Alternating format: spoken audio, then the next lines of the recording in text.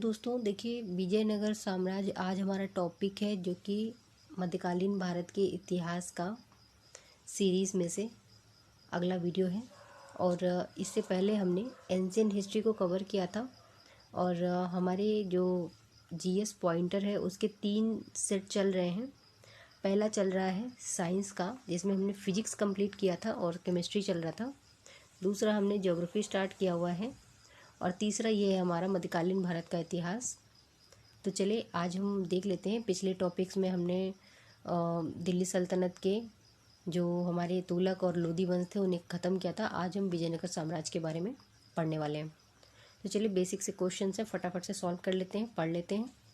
विजयनगर राज्य की स्थापना किसने की थी? आसान सा जवाब है हरिहर एवं बुक्का ने। वह शासक जिसने कृष्णा नदी की सहायक नदी के दक्षिणी तट पर एक नए नगर की स्थापना की और उस देवता के प्रतिनिधि के रूप में अपने इस नए राज्य पर शासन करने का दायित्व लिया, जिसके बारे में माना जाता है कि कृष्णा नदी से दक्षिण की समस्त भूमि उस देवता की है। तो कौन है वो? हरिहर एवं बुक्का। अपनी मदुरा विजय कृति में अपने पति के विजय अभियानों का वर्णन करने वाली कवयित्री कौन थी? तो ये थी गंगा देवी। आए हुए प्रश्नों का कलेक्शन है, बहुत ज़्यादा महत्वपूर्ण। 1 से 2 बार कम से कम इस वीडियो को सुनेंगे तो काफ़ी लाभ होगा। तो चलिए देखते हैं। विजयनगर का वह पहला शासक जिसने बहमनियों से गोवा को छीना था, तो हरिहर द्वितीय हो जाएगा यहाँ पे। प्रमुख तथ्य है नरसिंह सालुब ने संगम वंश का अंत किया और उसने राज सिंहासन छीनकर सलूब वंश का आरंभ किया।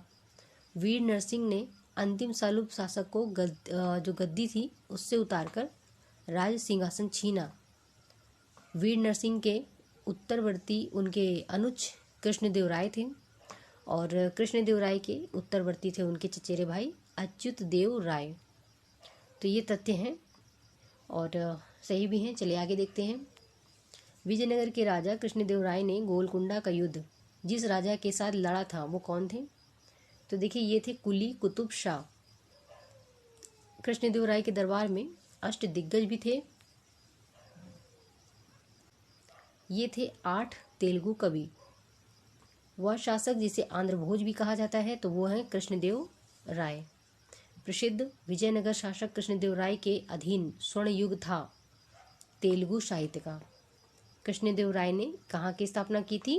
तो नागलपुर नगर की स्थापना की थी कृष्णदेव राय ने। विजयनगर का प्रसिद्ध हजारा मंदिर निर्मित हुआ था, तो ये हुआ था कृष्णदेव राय के शासनकाल में। अब्दुल रज्जाक विजयनगर कब आया था? देवराय द्वितीय के टाइम पे, राजकाल में। निकोलो कॉन्टी था एक इटली का यात्री जिसने देवराय प्रथम के समय विजयनगर साम्राज्य की यात्रा की थी। यानी अब्दुल रज्जाक देवराय द्वितीय के टाइम पे आए थे और निकोलो कॉन्टी देवराय प्रथम के टाइम पे आए थे। फिर है हमारा अगला प्रश्न।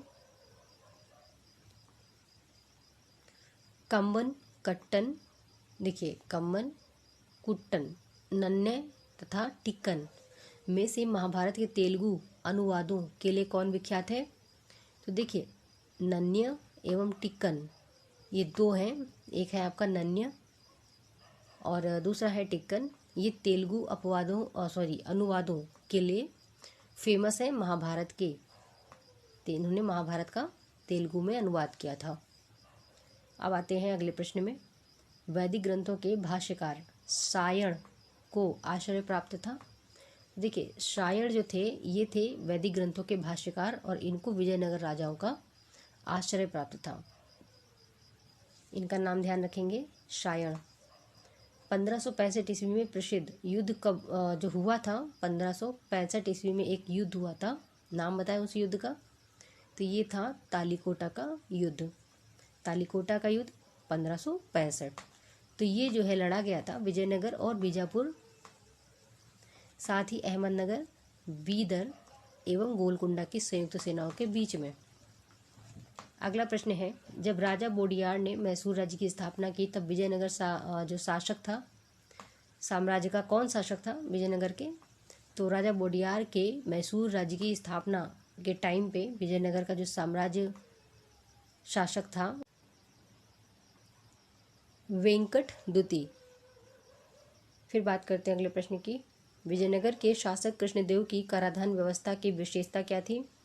ये थी भूमि की गुणवत्ता के आधार पर भू राजस्व की दर नियत करना तथा कारखानों के निजी स्वामी एक औद्योगिक कर देते थे। तो ये थी विजयनगर के शासक कृष्णदेव राय की कराधान व्यवस्था की विशेषता। वह स्थान जहाँ के खंडहर विजयनगर की प्राचीन राजधानी का प्रतिनिधित्व करते हैं। तो ये है हम्पी। विजयनगर का शासक जिसने चीन के सम्राट के पास अपना राजदूत भेजा था, तो वो थे बुक्का प्रथम।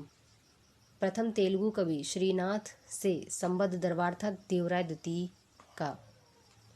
वह राज्य जिसमें कल्याण मंडप की रचना मंदिर निर्माण का एक विशिष्ट अभिलक्षण था।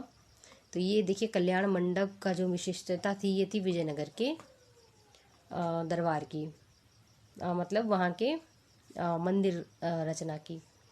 फिर बात करें अगले प्रश्न की। प्रसिद्ध जो है विजय विठ्ठल मंदिर जिसके 56 तक्षित स्तंभ संगीतमय स्वर निकलते हैं, कहाँ अवस्थित है? तो ये है आपका हम्पी में, हम्पी। अगला प्रश्न देखेंगे। अच्छा, तो फ्रेंड्स देखिए हमारे MCQs जो है विजयनगर साम्राज्य से संबंधित थे, आए हुए प्रश्न थे, वो हो गए कंप्लीट। अब देखिए जो हमारा अगला टॉपिक रहेगा दिल्ली सल्तनत का प्रशासन। फिर हम देखने वाले हैं दिल्ली सल्तनत की स्थापत्य कला, यानी कि कला एवं स्थापत्य, मतलब दिल्ली सल्तनत से संबंधित साहित्य है, हम लगभग सारी चीज़ें ख़त्म कर लेंगे। और फिर हमारा जो अगला टॉपिक स्टार्ट होगा मिसलेनियस के बाद में, उसको जो है उत्तर भारत एवं दक्कन के प्रांतीय राजवंश, इसको देखेंगे।